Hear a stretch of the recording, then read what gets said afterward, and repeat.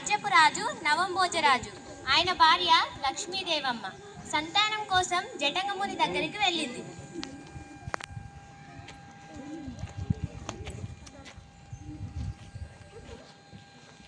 మునివర్య, నాకు సంతానం కలిగే ఉపాయం చెప్పండి. ఈ గుట్ట మీద ఉన్న బాల మామిడి చెట్టు పండ్లు తిను. ఎన్ని పండ్లు తింటే అంతమంది పిల్లలు పుడతారు.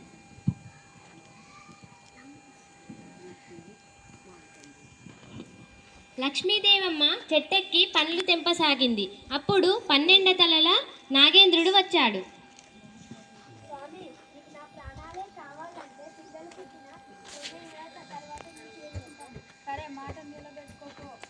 లక్ష్మీదేవమ్మ తాను తెంచుకున్న 7 మామిడి పండ్లు ఆరగించింది. ఒకటే కాన్పుల 7 ఆడపిల్లలను కన్నది. ఆమె చిన్న కూతురి పేరు బాలనాగమ్మ. 9 నెలల తరువాత పిల్లల్ని నీ కడుపులో పెట్టుకొని చూసుకో. సరే మహారాణి.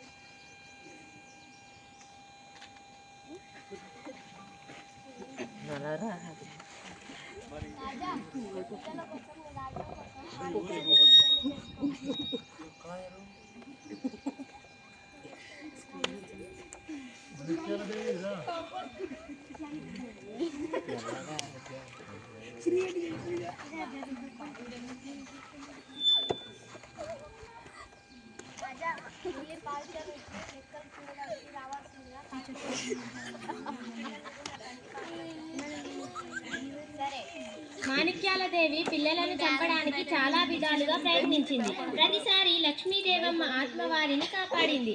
ఇట్లయితే కాదని మాణిక్యాలదేవి మందు పెట్టి భర్తను వశపరుచుకున్నది. పిల్లలను చంపేయమని భర్తను అడవికి పంపింది. కన్న బిడ్డలను చంపడానికి చేతులు రాక అడవిలో నిద్రపుచ్చి ఇంటికొచ్చిండు నవంభోజరాజు. అదే సమయాన పానుగంటి రాజైన వద్దిరాజు వేటకు వచ్చి వాళ్ళు తన అక్క బిడ్డలేనని గ్రహించి తన రాజ్యానికి తీసుకొని పోయి తన 7 మంది కొడుకులకు ఇచ్చి పెళ్లి చేసిండు. సరే తండ్రి.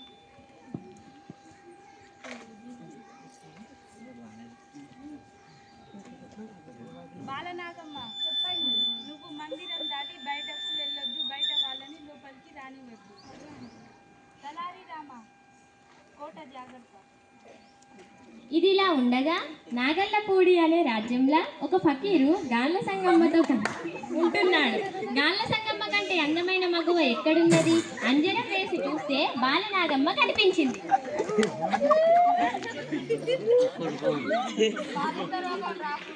ఉండడానికి బసవన్న విముక్తి తెచ్చిన బాలనాగమ్మ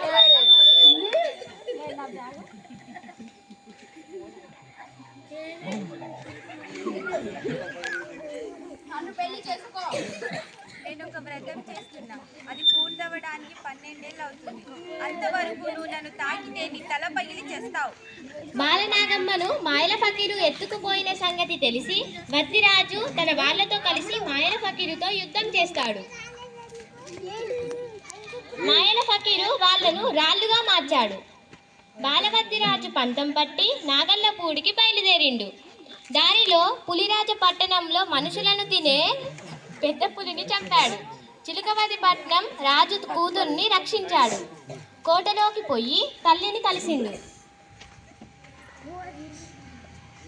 వాడు కర్కోటకుడు బిడ్డ, నీ ప్రాణం తీసేస్తాడు. ఇక్కడ నుంచి వెళ్ళిపో. అమ్మ, నేను వాడిని చంపి ఇక్కడ నుంచి నిన్ను నా నుంచి తీసుకెళ్ళిపోతాను. వాడి ప్రాణాలు ఎక్కడ ఉందో కనుక్కో. సరే. నేను మిమ్మల్ని పెళ్లి చేసుకుంటాను, కానీ మీ ప్రాణం ఎక్కడుందో చెప్తారా? నా ప్రాణం